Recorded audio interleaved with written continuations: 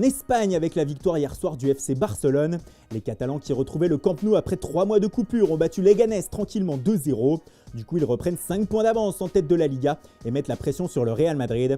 Pour Sport, le leader est toujours aux commandes avec bien sûr en sous-entendu que c'est Lionel Messi le véritable commandant. La Pulga, encore buteur hier soir, fait aussi la une de Mundo Deportivo qui se réjouit de sa bonne entente avec Ansu Fati. Le prodige de 17 ans était titulaire et a sorti son épingle du jeu. C'est ce que retiennent plusieurs journaux ce matin comme El País qui écrit que seul Fati a aidé Messi dans ce match pas toujours flamboyant du Barça. Et si ce duo emmenait à lui seul les Blaugrana vers le titre ? Le titre, il est acquis depuis ce mardi soir en Allemagne. En effet, après sa victoire 1-0 sur la pelouse du Werder Brême, le Bayern Munich a été sacré officiellement champion pour la 30e fois de son histoire, la 8e de rang. Ceci fait la une un peu partout en Europe, comme ici avec Minuit Sport, le quotidien numérique de Ouest France. Robert Lewandowski est à l'honneur, lui qui a inscrit le but du titre. Pour Bild, le Bayern reste le maître et continue de régner sur la Bundesliga, un championnat que va quitter Paderborn, officiellement relégué en 2e division hier, après sa défaite 1-0 à Berlin face à l'Union. Le club du nord-ouest du pays sera remplacé la saison prochaine par l'Arminia Bielefeld, officiellement promu depuis hier soir. Un 30e titre pour le Bayern donc, mais maintenant quel est le programme pour la saison prochaine ? Ce matin, le magazine Sport Bild dévoile les secrets du nouveau Bayern édition 2020-2021. Déjà, le club munichois va devoir répondre aux exigences de David Alaba, qui souhaite rester mais à certaines conditions. Puis quelques arrivées pourront intervenir, notamment au poste d'arrière droit et d'ailier qui ont été mentionnés par Hansi Flick. Enfin, quelques joueurs seront placés sur la liste des transferts, ou du moins si des offres arrivent, elles seront étudiées. On pense aux 2 champions du monde français Corentin Tolisso et Lucas Hernandez, mais aussi à Javi Martinez.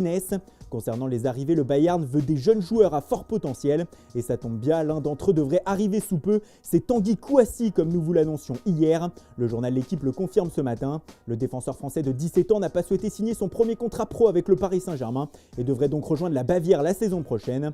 Pour revenir à la une de Sport Bild, un autre sujet nous intéresse, il concerne le Borussia Dortmund. Le BVB était sur le point de shipper pour un montant record de 35 millions d'euros la jeune pépite anglaise Jude Bellingham à Birmingham, mais selon le média, avec la crise actuelle au sein du foot mondial, l'opération serait en train de capoter et Dortmund n'aura plus autant d'argent à mettre sur un aussi jeune joueur. Les temps sont durs.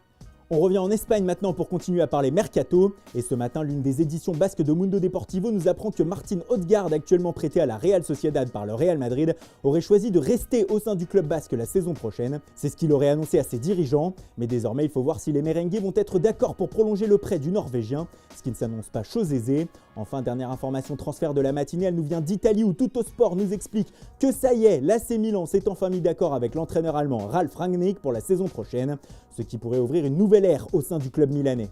L'Italie justement qui a sorti ses habits de gala en ce mercredi puisque ce soir c'est la finale de la coupe dans la botte. Juventus-Naples, un duel stellaire pour le Corriere dello Sport qui s'attend à un grand spectacle à Rome. Pour le quotidien, c'est le match de la renaissance du football dans le pays où l'on attend pas moins de 10 millions de téléspectateurs devant la télévision pour suivre cette finale et ainsi décerner le premier trophée post-confinement du sport italien.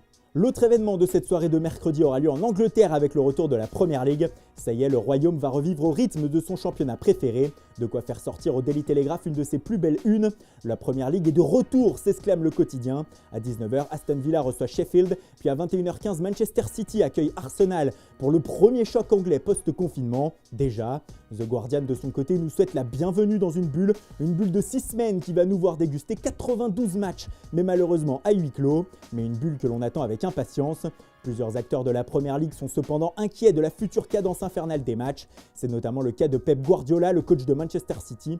Il fait la une du Daily Mirror car il a indiqué hier en conférence de presse qu'il ne savait pas si ses joueurs étaient vraiment prêts pour un tel enchaînement de matchs. Il s'inquiète des potentielles blessures, surtout que les Citizens sont aussi encore qualifiés en Cup, puis en août enchaîneront avec la Ligue des Champions. Good luck! Voilà, c'est tout pour aujourd'hui. Merci pour votre fidélité. Bonne journée à tous. Le retour de la Premier League et la finale de la Coupe d'Italie seront bien sûr à suivre en live sur notre site ce soir. Et nous, on se donne rendez-vous dès demain matin pour une nouvelle revue de presse.